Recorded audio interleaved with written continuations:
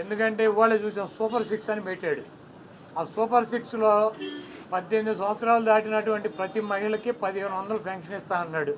రేపు 1వ తారీఖు ఇస్తున్నాడా? దాని గురించి మాట్లాడట్లా. 3 గ్యాస్ సిలిండర్లు ఇస్తా అని చెప్పాడు. దాని గురించి మాట్లాడట్లా. బస్సుల గురించి మాట్లాడట్లా. అదేవిధంగా బీసీ కానీ, ఎస్సీ కానీ, ఎస్టీ కానీ వర్గాలకి 50 సంవత్సరాలు దాటిన వాళ్ళకి పెన్షన్ ఇస్తానని చెప్పాడు సూపర్ 6లో. దాని గురించి మాట్లాడట్లా. అది ఎప్పుడు ఇస్తాడో చెప్పట్లా. అదేవిధంగా ఇంకోటి 20 లక్షల మందికి నిరుద్యోగులకి ఉద్యోగాలు ఇప్పిస్తాను. ఉద్యోగాలు కనుక ఇప్పించలేకపోతే ఈ లోపు 3,000 రూపాయలు నిరుద్యోగ వృత్తి కూడా ఇస్తానని చెప్పి సూపర్ 6లో పెట్టాడు.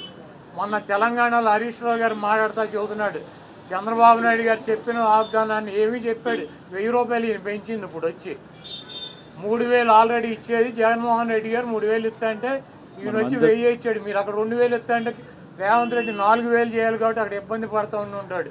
ఇంకా ఈయన సూపర్ 6 అని చెప్పి ప్రతి మహిళకి 1,500 రూపాయలు ఇస్తా అన్నాడు 18 సంవత్సరాలు దాటిన వాళ్ళకి.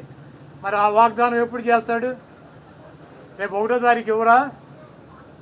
కాబట్టి తెలుగుదేశం పార్టీ ఆయన ఇచ్చినటువంటి వాగ్దానాలను, చంద్రబాబు నాయుడు చేసినటువంటి వాగ్దానాలని పక్కదారి పట్టించడానికి ఊరికినే నిన్నేమో పోలవరం వెళ్ళి వచ్చాడు సోమవారం, మళ్ళీ గురువారం ఏమో అమరావతి వెళ్ళి వచ్చి అక్కడ అన్నీ తిరిగి ఈయన కాలక్షేపం కబుర్లు, కాలక్షేపం మాటలు, ఊరికినే ఆయన వెళ్ళి అటు ఇటు తిరిగి రావటం తప్పించి ఎప్పుడు నువ్వు సూపర్ 6 అమలు చేస్తున్నావో స్పష్టంగా చెప్పాలని చెప్పి మేము డిమాండ్ చేస్తున్నాం.